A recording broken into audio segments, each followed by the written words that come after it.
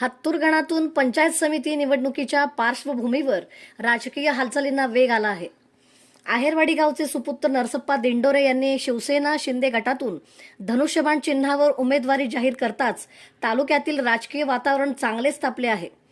विशेष म्हणजे या उमेदवारीमुळे तरुण वर्गामध्ये प्रचंड उत्साहाचे वातावरण पाहायला मिळत आहे.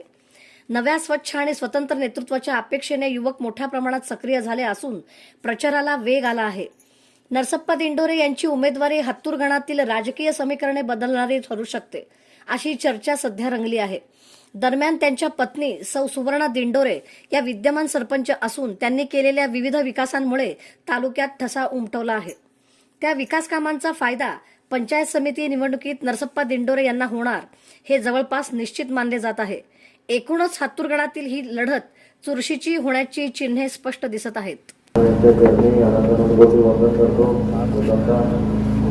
आपल्या आहेरवाडी गावामध्ये उपस्थित सर्व या जिल्हा परिषद व पंचायत निवडणुकीसाठी उपस्थित सन्माननीय व्यासपीठ उपसलेले आमचे वडील पिताश्री आमचे प्रतिकांतदादा पाटील माजी आमदार, त्याचप्रमाणे आमचे बंधू आमचे मित्र शिवसेना जिल्हा प्रमुख तथा शिवसेनाचे बुलंद आवाज नंतर नगरसेवक अमोल बापूजी अमोल पाटलांनी सांगितलं की त्यांना तुम्ही पंचायत समितीला पण पहिल्यांदा निवडून येण्याकरता याच घरातून जे उभं राहिले, जिल्हा परिषदला सुद्धा तुम्हीच त्यांना इथून निवडून दिलं आणि सोलापूर जिल्ह्यामध्ये एक उच्च नेतृत्व उभं करण्याचं काम या मतदारसंघाने केलं.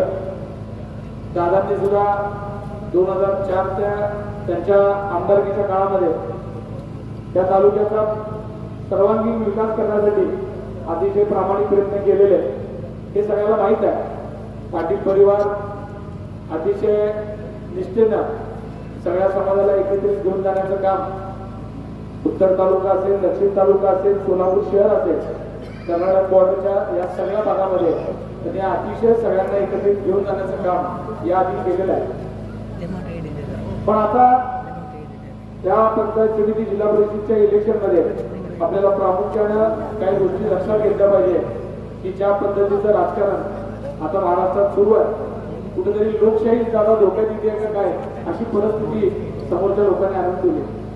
सत्तेचा किती गैरवापर करायचा असतो, सत्ता पैसा याचा कशा पद्धतीनं वापर करून समोरच्याला प्रचंड मोठ्या प्रमाणामध्ये त्रास देण्याचं किंवा अडचणीत आणून उमेदवाराला उभं करण्याची परिस्थिती गेल्या कित्येक दिवसामध्ये तुम्ही नगरपालिकेच्या इलेक्शन मध्ये बघितले असेल, आता महापालिकेच्या इलेक्शन मध्ये बघितलं असेल आणि आता पुन्हा हेच आपल्याला बघायला मिळतं जिल्हा परिषद आणि पंचायत समितीमध्ये. म्हणजे कुठेतरी लोकशाही राहणार आहे की नाही जीवन हा प्रश्न आता नागरिकांना लोकांना पडायला लागलेला आहे आणि अशा परिस्थितीमध्ये आपण सगळेजण चाललोय.